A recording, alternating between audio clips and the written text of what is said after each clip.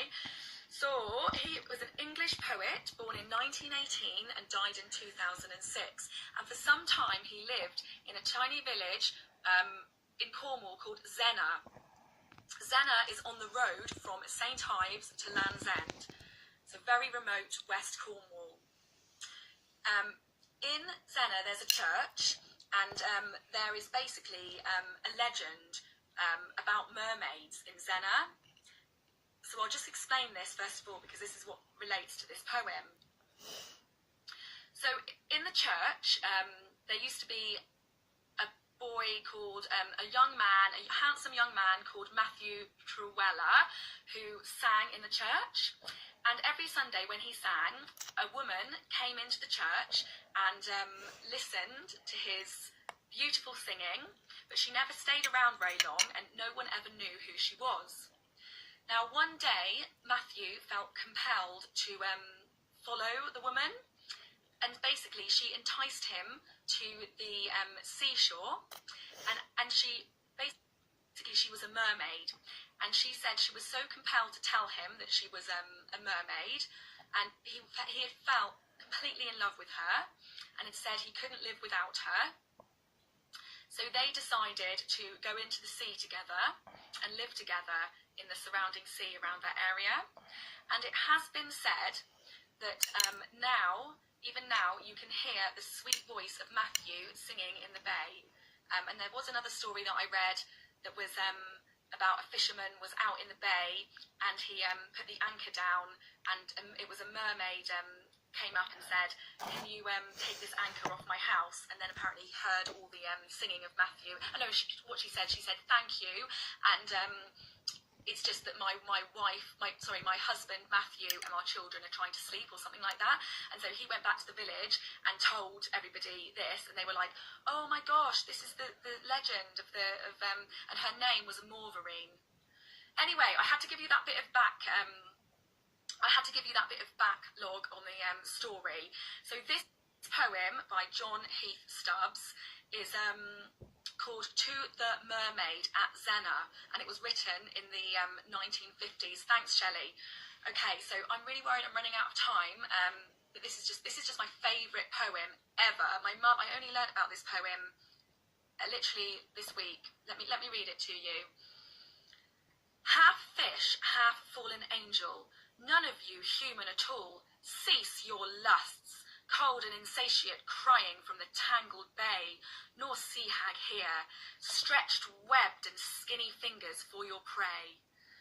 This is a hideous and wicked country, sloping to hateful sunsets at the end of time, hollow with mine shafts, naked with granite, fanatic with sorrow. Abortions of the past hop through these bogs, black-faced, the villagers remember burnings by the hewn stones.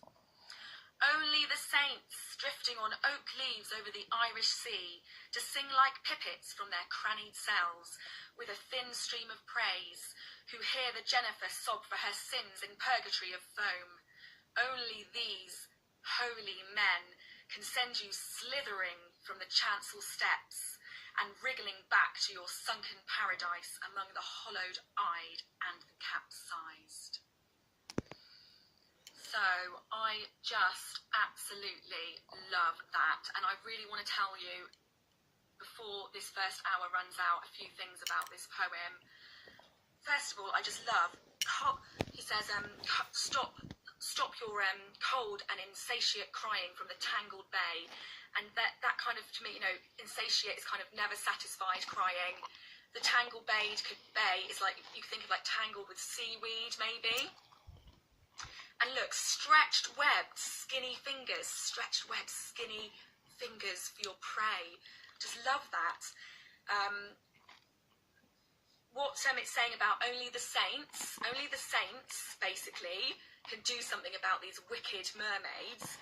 It is said that kind of Saint Piran came over from Ireland, floating on a millstone, came to Cornwall, and where it says to sing like pipits are birds, to sing like pipits from their crannied cells. They had small huts, they're singing like birds.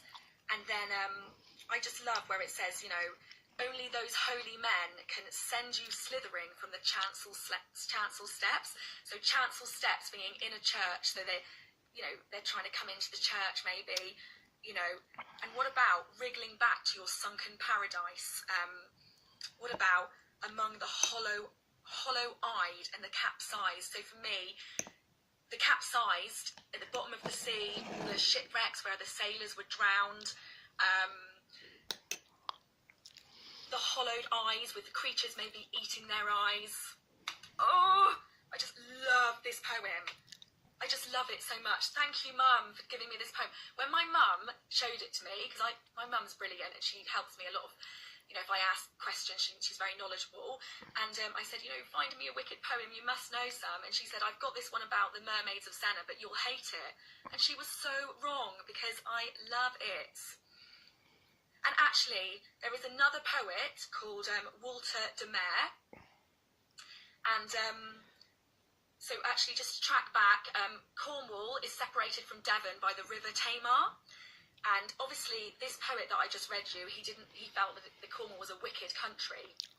Well, another poet said that, so Walter de Mere actually made a statement once that he never felt safe until he had crossed the Tamar and was back in Devon.